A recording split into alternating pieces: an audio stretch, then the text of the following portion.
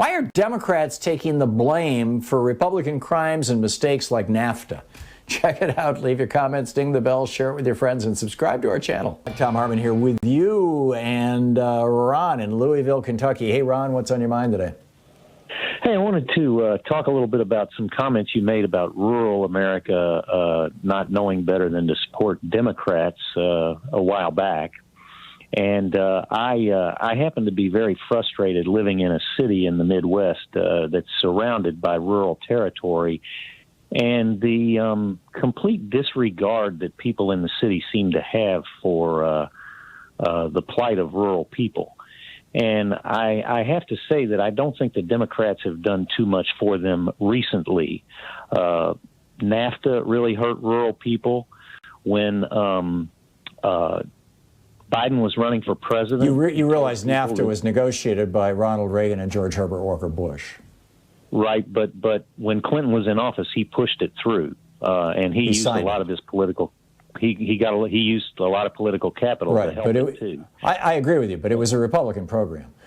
NAFTA was a Republican program, but the neoliberal Democrats like Clinton supported it also. Plus, now we've got Biden, and believe me, I really think that Biden has made some progressive picks for a lot of positions. I'm really generally pretty happy with a number of things Biden has done so far, and I'm a big critic of neoliberalism. But he did during his campaign. He said he would not ban fracking no matter what. And he also that was no, he didn't say he wouldn't ban fracking. He said he wasn't going to ban fracking under. There was a specific caveat, and I don't recall. I was going to say I think it might have been on federal lands, but I'm pretty sure that was not the case.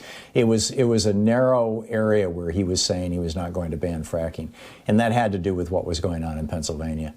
I thought that was general. Ron, did you just call to basically trash Biden? I mean, is that why you're on the phone? No, again, as I said, I have a lot of praise for a number of his. He's been much more progressive than I thought. As a matter of fact, for example, I like the fact that Biden really kind of pushed the COVID bill through without trying to, which would have been very unsuccessful, to get some Republicans along.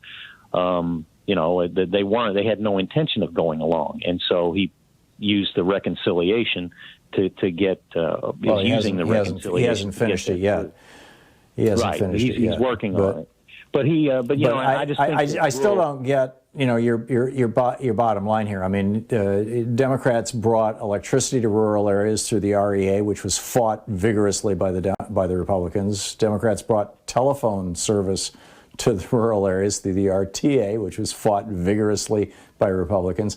Democrats created the Agriculture Department, which was fought by Republicans, which worked to provide farm price supports. Democrats pushed through food stamps, which in some way, and the federal food surplus programs, which helped stabilize particularly dairy product prices. That was again fought by Republicans. What specifically is it that Republicans are doing for rural people that Democrats aren't? What am I missing here? Well, the Democrats aren't doing much for them now. I mean, all these things are... No, what are Republicans doing for rural people that Democrats aren't? Can you name one Republican policy that's benefiting rural Americans? I wish if the Democrats want them to vote for them, then they should be doing things for them instead of just pointing to the Republicans and saying, well, they're worse. I mean, if you're they're trying to get COVID relief for people. That's going to hit rural people just as well as it's going to hit people in cities. The Democrats are trying to raise the minimum wage. The minimum wage is a real thing in rural areas, just like it is in cities.